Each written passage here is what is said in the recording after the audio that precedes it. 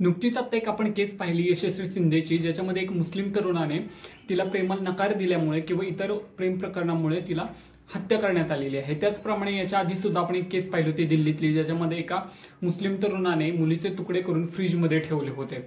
तर ही सर्व ज्या काही घटना घडत आहेत यालाच एक हिंदू बाजू आहे जी म्हणत आहे की ही एक लव्ह जिहादचं प्रकरण आहे। तर सगळ्यात पहिल्यांदा आपण लव्ह जिहाद म्हणजे काय हे समजून घेतले पाहिजे।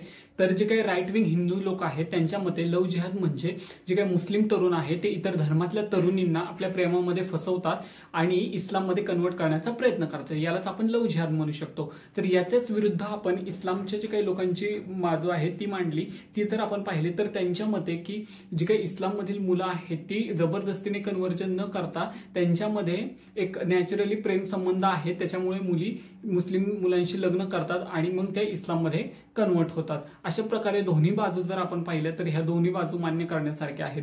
परंतु जर आपण लव्ह जिहादचे जर प्रकरण पाहिले, हे काही नवीन प्रकरण नसून यामागे खूप मोठा इतिहास आहे। तर सर्वात पहिल्यांदा आपण त्यासाठी लव्ह जिहादचा इतिहास पाहिला पाहिजे। तर लव्ह जिहादचा इतिहास समजून घेण्यासाठी आपल्याला इतिहासात गेले पाहिजे। तर लव्ह जिहाद ही काही संकल्पना आहे आत्ताची नसून तर 1920 मध्ये आर्य समाजाने शुद्धी मोहीम चालू केली होती। तर शुद्धी मोहीम म्हणजेच काय, तर शुद्धी मोहीम मध्ये त्यांनी त्या काळी अनेक स्त्रिया ज्या काही धर्मांतर करून गेल्या होत्या त्यांना पुन्हा आपल्या धर्मात येण्यासाठी प्रवृत्त करण्यासाठी ही शुद्धी मोहीम सुरू करण्यात आली। तर या मोहिमेमध्ये अनेक पॅम्पलेट वाटण्यात आले, अनेक कविता लिहिण्यात आल्या, अनेक पुस्तके लिहिण्यात आली, जेणेकरून या स्त्रिया पुन्हा आपल्या धर्मामध्ये येतील किंवा जे काही इतर धर्मांतरण सुरू आहे ते थांबण्यात येईल। त्याचप्रमाणे हिंदू महासभाचे काही मेंबर तर स्टेशनवरती अपॉइंट करण्यात आले होते, जेणेकरून ह्या महिला इतर धर्माच्या लोकांशी लग्न करून पळून जाऊ नये यासाठी। तर अशा प्रकारे आपण पाहू शकतो की 1920 मध्येही धर्मांतरांचा मुद्दा खूप मोठा होता। त्यानंतर आपण पाहू शकतो की हा जो काही धर्मांतरांचा मुद्दा आहे तिथंच थांबला नाही।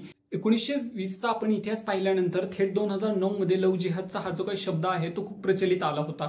त्यामध्ये कर्नाटक सरकारने PFI म्हणजेच पॉप्युलर फ्रंट ऑफ इंडिया जी काही मुस्लिम संघटना आहे याच्यावरती आरोप केले होते की ही संघटना इतर धर्मातल्या स्त्रियांना फसवून त्यांचं इस्लाममध्ये कन्वर्जन करत आहेत।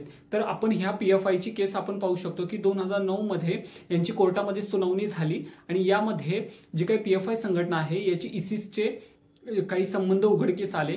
त्यामध्ये एक सर्वात महत्त्वाची आपण एक स्टोरी आहे ती आपण पाहू शकतो की ज्यामध्ये PFIचे आणि इस्लाममध्ये कन्वर्जन करण्याचे काही संबंध आपल्यात दिसून येतात। ही जी काही केस चालू होती त्याच्यामध्ये एक सर्वात महत्त्वाचं उदाहरण म्हणजे 2 मुस्लिम मुलं होती आणि एक हिंदू मुलगी आणि ख्रिश्चन मुलगी होती, यांच्यामध्ये फोनवर बोलणं होऊन यांच्यामध्ये प्रेम संबंध निर्माण होतात। नंतर ही जी काही मुलं आहेत या मुलींना लग्नासाठी तयार करतात आणि धर्म बदलण्यास सांगतात, नाहीतर हे प्रेम संबंध इथं संपतील। नंतर ह्या मुली धर्म बदलण्यास सुद्धा तयार होतात। परंतु या सगळ्या गोष्टीमध्ये या सर्वांच्या मागे PFIचे जे काही मेंबर्स आहेत यांचा सुद्धा हात आहे। ह्या मुली यानंतर केसच्या शेवटी PFIचं नाव घेतात आणि जेथे आपल्याला समजून येते की PFI म्हणजे पॉप्युलर फ्रंट ऑफ इंडिया यांचा सुद्धा या केस मागे हात होता। तर अशा प्रकारे अजून काही केसेस केरळमध्ये आपण पाहू शकतो की ज्याच्यामध्ये आपण पाहू शकतो की मुली ह्या जे काय आहे प्रेम संबंधामुळे नंतर ISIS मध्ये भरती होण्यास सुद्धा प्रवृत्त होतात। आपण लव्ह जिहाद बद्दल संपूर्ण माहिती पाहिलेली आहे आणि या संपूर्ण माहितीच्या आधारेच आपण काही त्याची समरी पाहणार आहे आणि काही पॉइंट्स मांडणार आहे। तर सगळ्यात पहिल्यांदा जर डावी बाजू त्याची पाहिली तर रिसर्चनुसार असे सांगण्यात येते की लव्ह जिहादचं कोणतंही प्रूफ नाही की ज्याने आपण सांगू शकतो की हे खूप मोठ्या प्रमाणावर चालू आहे। परंतु जर त्याची उजवी बाजू आपण पाहिली तर आपण पाहू शकतो की लव्ह जिहाद ही एक खूप मोठी समस्या आहे असे त्यांचे मत आहे।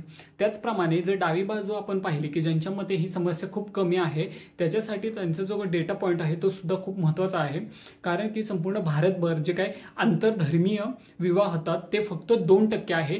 त्याच्यामुळे आंतरधर्मीय विवाहच फक्त 2% असल्यामुळे त्याचं जे काही कन्वर्जन आहे तो सुद्धा रेट खूप कमी आहे, म्हणजे कन्वर्जनच्या केसेस सुद्धा खूप कमी आहे, ते 1 किंवा 2च आहेत। परंतु त्याची जर अपोजिट आपण उजवी बाजू पाहिली तर 1 किंवा 2 केसेस ह्या सुद्धा खूप महत्त्वाच्या आहेत आणि त्याच्याकडे दुर्लक्ष करून चालणार नाही। जरी कन्वर्जनच्या केसेस जे केरळमध्ये आपण पाहिले किंवा इतर केसेस पाहिले त्या 1 किंवा 2 आहेत त्या सुद्धा दुर्लक्षित करून चालणार नाही।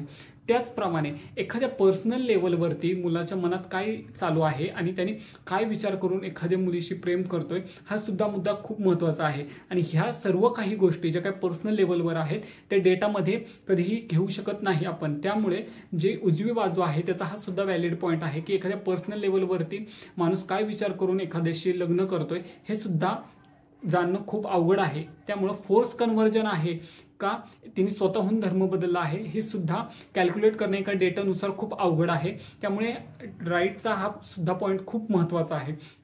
आणि त्यानंतर आपण पाहू शकतो की या संपूर्ण विषयावर आपण पाहू शकतो की डावी बाजूची काही मते आहेत आणि उजवी बाजूची काही मते आहेत. यावरून एक खूप महत्वाचा मुद्दा आहे की कन्व्हर्जन होत आहे, पण ते छोट्या प्रमाणावर होत आहे आणि त्याच्याकडे सुद्धा दुर्लक्ष करून चालणार नाही. त्यानंतर आपण पाहू शकतो की सगळ्यात महत्वाचा मुद्दा म्हणजे हा जो काही मुद्दा आहे तो एक स्त्रियांच्या सुरक्षितेचा मुद्दा आहे, ना की हिंदू आणि मुस्लिमचा मुद्दा आहे. म्हणजेच जर त्या जागी मुस्लिम मुलगा असो किंवा इतर कोणत्याही धर्माचा मुलगा असो, जरी त्याने ही चूक केली तर त्याला ती शिक्षा होणे खूप महत्वाचे आहे. म्हणजेच आपण नुकतेच खूप काही केसेस पाहिलेल्या आहेत की ज्याच्यामध्ये भर रस्त्यावर मुलींना एकदम चाकूने मारले सुद्धा आहे, ज्याच्यामध्ये फक्त मुस्लिम मुलगा नाही इतर धर्माचे सुद्धा लोक आहेत. त्यामुळे हा आपण पूर्ण मुद्दा एक स्त्री सुरक्षितेचा पाहू, ज्याच्यामध्ये मुस्लिम मुलगा असला तरी त्याला शिक्षा होईल आणि हिंदू मुलगा असला तरी त्याला कठोर शिक्षा होईल.